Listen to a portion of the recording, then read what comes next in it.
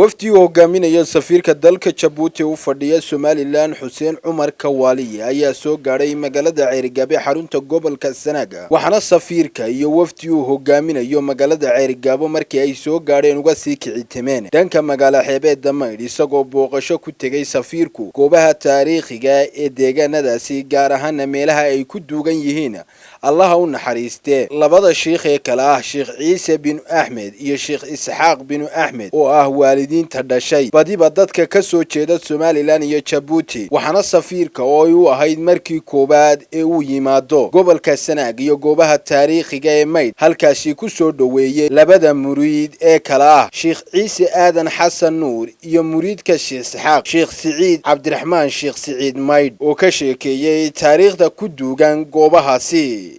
السلام عليكم ورحمة الله وبركاته. هلكن aynu joogna waa Sheekh Ciise Caalaye Sheekh Ciise bin Ahmed bin Haashim aad iyo aad baan ugu faraxsanahay maanta inay nagala soo qayb galaan culimada heer Djibouti waxaan halkan ku soo dhaweynayaa safiirka Somaliland u jooga dalka Djibouti Master Xuseen Cumar Kawaale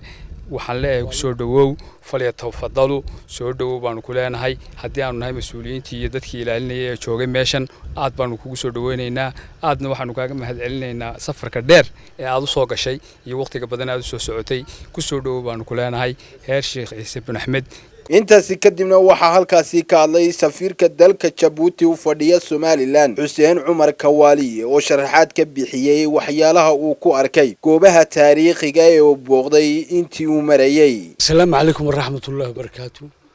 maanta aniga waxa ii tahay farxad weyn anigoo la jooga horta jooga gobolkii Sanaag gobol taariikhiya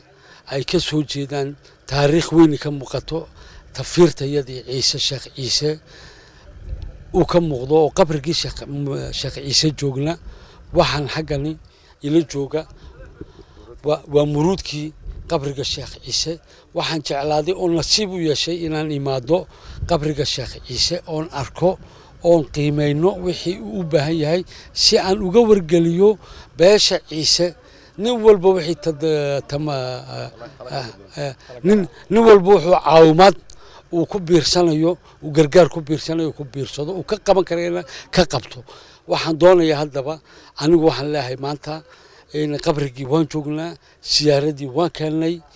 waa ka muruudkii nala jooga si fiican buu u dhisan yahay si qurux badan buu u dhisan yahay si fiican waa loo daryeelay oo fadliga oo dhan waxa la ragaa jooga ee inta oo sanadood u samreeyay